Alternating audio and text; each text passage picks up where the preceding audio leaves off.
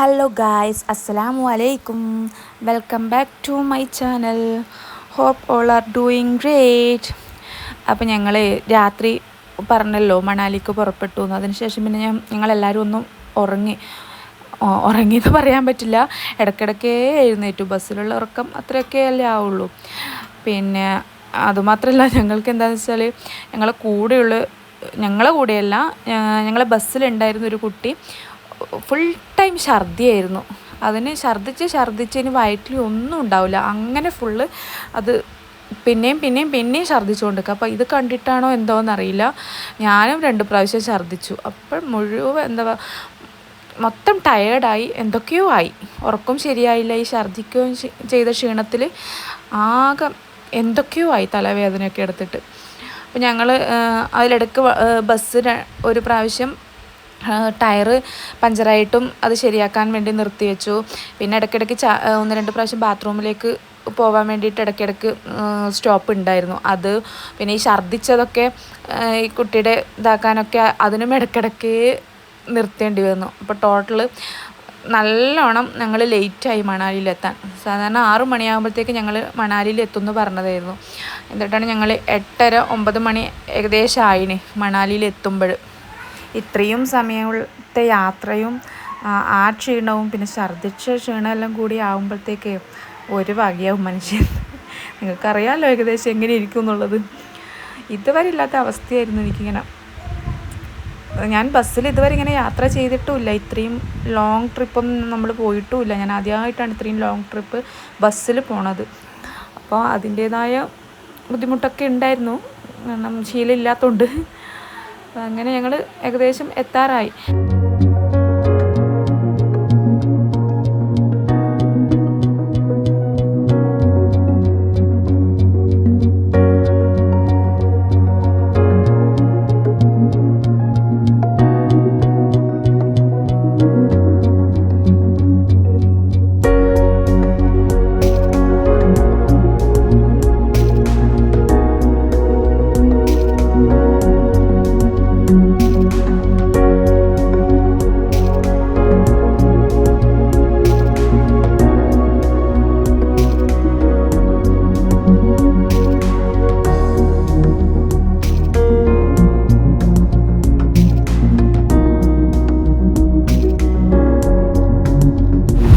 അങ്ങനെ ഞങ്ങൾ ഏകദേശം എത്താറായി. പിന്നെ മഞ്ഞ് ഒക്കെ വീണ് കിടക്കുന്നതുകൊണ്ട് നമ്മുടെ വോൾവോ ഞങ്ങൾ താമസിക്കേണ്ട റൂമിനടുത്തേക്ക് പോകില്ല. അപ്പം ഞങ്ങൾ അവിടെ അതിന് കുറച്ച് മുന്നേ ആയിട്ടൊരു സ്ഥലത്ത് ഇറങ്ങിയിട്ട് അവിടേക്ക് ട്രാവലർ വന്നിട്ട് ഹോട്ടലുകാരുടെ ഇതാണെന്ന് തോന്നുന്നു. അപ്പോൾ അവിടത്തേക്ക് വന്നിട്ട് ഞങ്ങൾ അവിടെ നിന്ന് പിക്ക് ചെയ്തിട്ട് ഹോട്ടലിലേക്ക് കൊണ്ടുപോവുക ചെയ്തത്. അപ്പം ഇങ്ങനെ മഞ്ഞൊക്കെ കണ്ടു തുടങ്ങിയപ്പോഴേ എന്താ പറയുക, മനസ്സിൽ വല്ലാത്തൊരു ഫീലായിരുന്നു. ഇങ്ങനെ ഞങ്ങൾ ആദ്യമായിട്ടല്ലേ ഇങ്ങനൊരു മഞ്ഞ് കാണുന്നത് തന്നെ. ഇപ്പം പറഞ്ഞറിയിക്കാൻ പറ്റാത്ത ഒരു ഫീലിംഗ്. പിന്നെ ആ മഞ്ഞിൻ്റെ കൂടെ ഇങ്ങനെ ഉദിച്ച് വന്ന വെയിലിൻ്റെ ആ ഒരു ഇതൊക്കെ ഇല്ലേ, തണുപ്പും ചൂടും എല്ലാം കൂടി കലർന്നൊരു മിക്സ് ആയിട്ടുള്ളൊരു അനുഭവം. അത് ഭയങ്കര രസമായിരുന്നു കേട്ടോ, ശരിക്കും നല്ല ഫീലായിരുന്നു. ഞങ്ങൾ ഏകദേശം അവിടെ എത്തി, ഞങ്ങൾ ഇറങ്ങേണ്ട സ്ഥലത്തെത്തി. ഞങ്ങളവിടെ ഇറങ്ങി ലഗേജൊക്കെ എല്ലാവരും ഇറക്കി സെറ്റാക്കി വെച്ചു. അപ്പോഴത്തേക്കും ഞാൻ പറഞ്ഞ ആ കുട്ടി ഛർദ്ദിച്ച് വീണ്ടും അവിടെ ഇറങ്ങിയതിന് ശേഷം ഒരേ ഛർദിയായിരുന്നു. ഞങ്ങളെല്ലാവരും ലഗേജൊക്കെ പൊറുക്കി കൂട്ടി. പിന്നെ ഞങ്ങൾ ട്രാവലർ വന്നു, അതിലേക്ക് എല്ലാവരും കയറി ലഗേജൊക്കെ മുകളിലൊക്കെ വെച്ച് കെട്ടി അങ്ങനെ ഹോട്ടലിലേക്ക് പോവാണ്. ഞങ്ങൾ ഹോട്ടലിൽ എത്തി. പിന്നെ അവിടെ ഇറങ്ങിയ പാട് ഞങ്ങൾ ഭക്ഷണം റെഡിയാണ്. അതുകൊണ്ട് എല്ലാവരും ബ്രേക്ക്ഫാസ്റ്റ് കഴിച്ചിട്ട് റൂമിലേക്ക് പോയിട്ട് ഫ്രഷ് ആയിട്ട് പെട്ടെന്ന് ഇറങ്ങി വരണം, കൂടുതൽ സമയം എടുക്കാൻ പാടില്ല എന്നൊക്കെ പറഞ്ഞതുകൊണ്ട് ഞങ്ങൾ പിന്നെ പെട്ടെന്ന് തന്നെ അവിടെ നിന്ന് ഭക്ഷണമൊക്കെ കഴിച്ചു. ഏതാകുമ്പോഴത്തേക്ക് അത് റൂമിലേക്കൊക്കെ തന്നു. അങ്ങനെ ഞങ്ങൾ റൂമിലേക്ക് പോയി. ഒരു റൂമിൽ 3 ആൾ വെച്ചിട്ടായിരുന്നു. അപ്പം ഞങ്ങൾ തുടക്കത്തിൽ ഞാനും ജസ്നീത്തിയും നേഹയാണ് ഞങ്ങളെ റൂമിലുണ്ടായിരുന്നത്. അതുകൊണ്ട് നല്ല സുഖമായിരുന്നു. ഇത് ഞങ്ങളെ റൂമിൻ്റെ വ്യൂ ആണ്, ചുറ്റും മഞ്ഞും ഇതൊക്കെ ആയിട്ട്. നമ്മുടെ ഹോട്ടലിൻ്റെ താഴെ ഒക്കെ മഞ്ഞാണ്. അപ്പം നല്ല രസമാണ് കാണാൻ ശരിക്കും. തണുത്ത മഴ ചിരിക്കുകയാണ്. അങ്ങനെ ഇരിക്കുമ്പോൾ കുറച്ച് ചൂട് കിട്ടിയാൽ നല്ല സുഖമല്ലേ. അതുകൊണ്ടാണ് ആ ബാൽക്കണിയിൽ അങ്ങനെ ഇരിക്കുന്നത്. നല്ല വെയിലിൻ്റെ നല്ല ചൂട് കിട്ടുന്നുണ്ടായിരുന്നു ഞങ്ങൾക്ക്.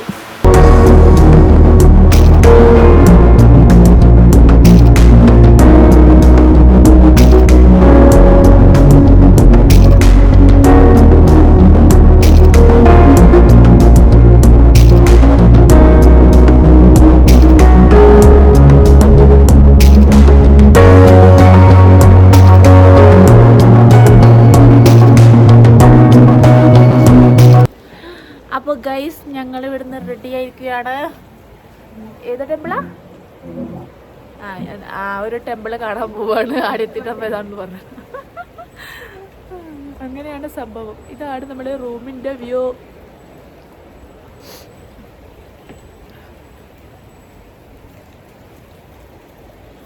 ഓക്കെ,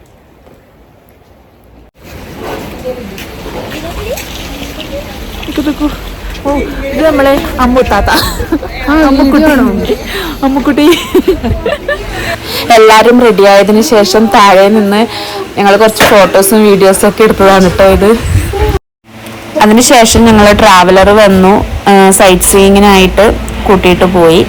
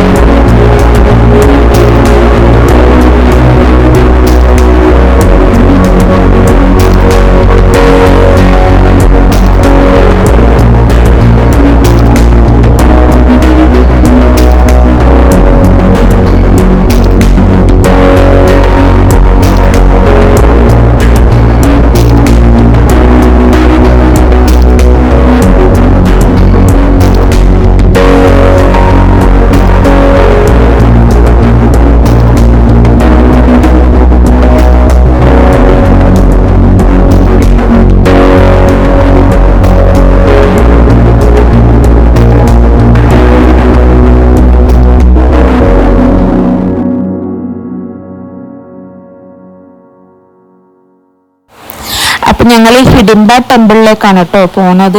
അപ്പോൾ ഇത് പൈൻ ഫോറസ്റ്റിൻ്റെ നടുവിലൂടെ നടന്നിട്ടാണ് പോണത്. ഒരുപാട് നടക്കാനുണ്ട്. പക്ഷെ നമ്മൾ വണ്ടിയിൽ പോവുകയാണെങ്കിൽ മഞ്ഞ് വീണിട്ട് റോഡൊക്കെ ബ്ലോക്കായിട്ട് പോകാൻ പറ്റാത്തത് കൊണ്ടാണ്.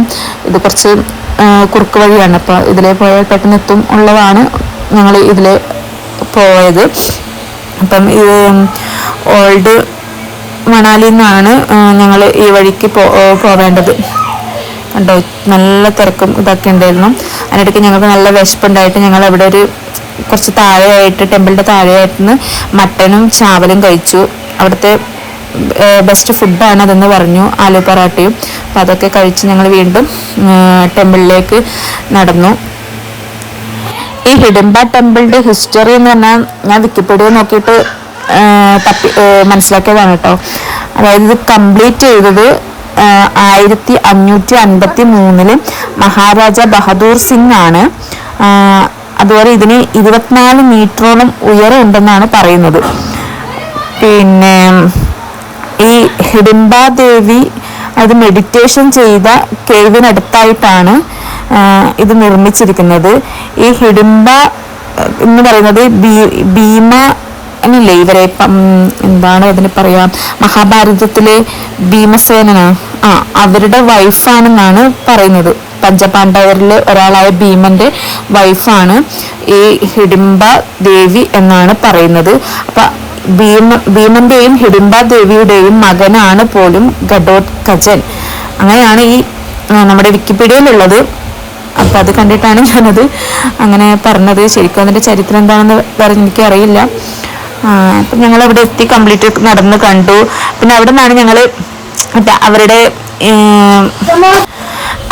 അവിടുത്തെ പരമ്പരാഗത ഡ്രസ്സ് ഉണ്ടല്ലോ, അപ്പൊ അവിടെ അതൊക്കെ ഇട്ടിട്ട് എല്ലാവരും ഫോട്ടോസൊക്കെ എടുക്കുന്നുണ്ടായിരുന്നു. അപ്പൊ അങ്ങനെ ഞങ്ങളെല്ലാവരും അത് ആ ഡ്രസ്സ് പിന്നെ എടുത്ത് ഇട്ടിട്ട് എല്ലാവരും ഫോട്ടോസും വീഡിയോസും ഒക്കെ എടുത്ത്, ഗ്രൂപ്പ് ഫോട്ടോസും ഗ്രൂപ്പ് വീഡിയോസും ഒക്കെ എടുത്ത് നല്ല രസമുണ്ടായിരുന്നു ശരിക്കും പറഞ്ഞാൽ. അതിട്ടിട്ട് അവർ ആ ഡ്രസ്സിൽ കാണാൻ വേണ്ടിയിട്ട് എല്ലാവരുമായിട്ട് ഞങ്ങൾ കുറച്ച് ഡാൻസൊക്കെ കളിച്ചു. ബുംബുരു ബുംബുരു എന്നുള്ള ഡാൻസൊക്കെ കളിച്ചു എല്ലാവരും.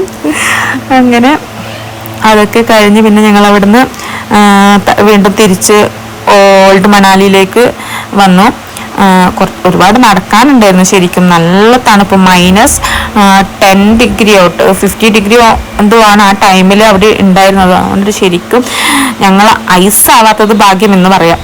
അങ്ങനെ ഞങ്ങൾ ഒരു വക എല്ലാം കഴിഞ്ഞ് തിരിച്ച് അവിടുന്ന് ഓൾഡ് മണാലിയിലേക്ക് വന്ന് അവിടുത്തെ ഒരു പ്രധാനപ്പെട്ട ഒരു മോമോസ് ഷോപ്പ് ഉണ്ടായിരുന്നു. അപ്പോൾ അവിടെ ഞങ്ങൾ കയറി. പക്ഷെ ഞങ്ങൾ അവിടെ എത്തുമ്പോഴത്തേക്ക് മോമോസ് കാലിയായിരുന്നു. എന്നിട്ട് ഞങ്ങൾക്ക് അവിടുത്തെ സൂപ്പാണ് കിട്ടിയത്. അവിടുത്തെ ബെസ്റ്റ് സൂപ്പ് എന്ന് പറയുന്നത് മട്ടൺ സൂപ്പും ആയിരുന്നു. അങ്ങനെ ഞങ്ങളെല്ലാവരും നല്ല ചൂടുള്ള മട്ടൺ സൂപ്പ് കഴിച്ചു. അത് കഴിച്ചിറങ്ങിയതിന് ശേഷം പിന്നെ ഞങ്ങൾ അവിടുത്തെ സ്വീറ്റ് സെന്ററിൽ പോയി. അവിടുന്ന് രസമലായി, ഗുലാബ് ജാമുൻ, പിന്നെ കാജർക്ക ഹൽവ, പിന്നെ ഇതൊക്കെ കഴിച്ചു. പിന്നെ ഞങ്ങൾ തിരിച്ച് വീണ്ടും റൂമിലേക്ക് വന്നു. അപ്പോഴത്തേക്ക് ഡിന്നർ റെഡി ആയിരുന്നു. ഡിന്നറൊക്കെ കഴിച്ച് ഞങ്ങൾ പിന്നെ താഴേക്ക് ക്യാമ്പ് ഫയർ നടത്താനായിട്ട് വന്നു. ഒരു 9 മണിക്ക് ഞങ്ങൾ ക്യാമ്പ് ഫയറിലെത്തി. എല്ലാവരും ഒരു കളിയും ചിരിയും തമാശകളും കഥ പറച്ചിലൊക്കെ ആയിട്ട് ആ ദിവസം അങ്ങനെ കഴിഞ്ഞു. അപ്പോൾ ഗൈസ്, ഇന്നത്തെ വീഡിയോ ഇവിടെ അവസാനിച്ചിരിക്കുന്നു. നാളെ വേറൊരു വീഡിയോയുമായി വീണ്ടും കാണാം. അതുവരേക്കും കുശ് രഹിയേ, പ്യാർ ബാട്ടിയേ, ഗുഡ് നൈറ്റ്, ബൈ.